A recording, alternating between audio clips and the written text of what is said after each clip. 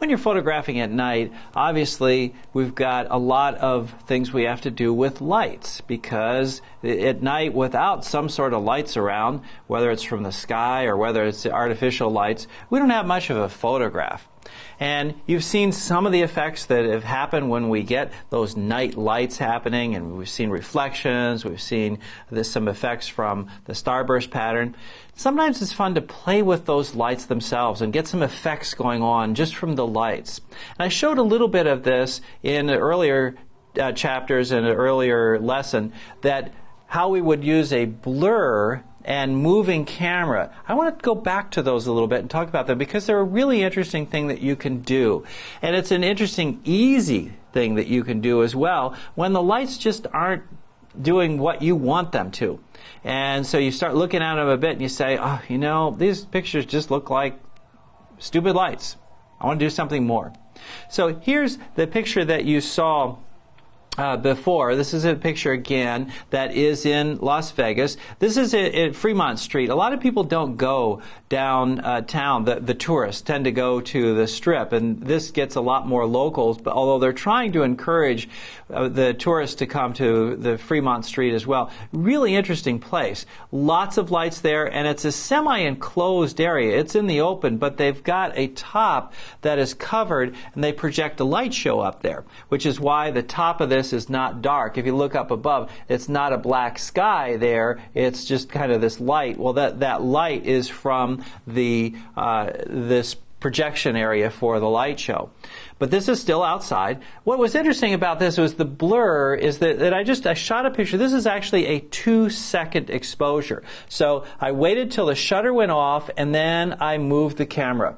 And by moving the camera, it creates the streaks. The camera's moving in one direction so that you see the streaking going like this, but you can actually pick out some details of some of the signs, and there's actually words that you can sort of make out way over there. You can see Queens. Enough of an impression was made when I first took the picture. That's why what I do is I wait, well, this type of technique is wait for the shutter to go off, because there's enough of a delay in my reaction and anybody's reaction. I hear the shutter and then move, okay, through the rest of the 2 seconds exposure. And you have time to do it. And you can move in all sorts of directions, move around and so forth. But what I liked about this is that streaking. I also like that I had enough detail from the people that the people are there. I mean, you definitely have a feeling that this is a place, and there's people there, and there's interesting things going on with the lights, and yet the people become more abstract and become a little bit different type of visual, and that's because of that movement.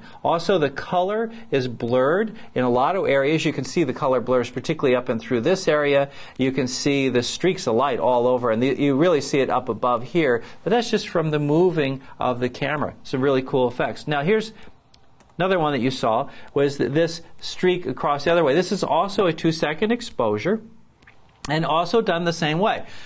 Holding the camera till I hear the shutter go off, and then moving it across. And this one I had a little bit of a sweep. To be perfectly honest, I'm not sure that I was thinking I was going to put a little curve there, but I took a lot of pictures of this because I liked what was going on, but I thought the signs and the stuff were really kind of tacky, and so I was playing around with it, trying to get something going on without having just pure tackiness. So I just had this little bit of a movement, and it so happened that I got a little bit of a curve here, which was really cool.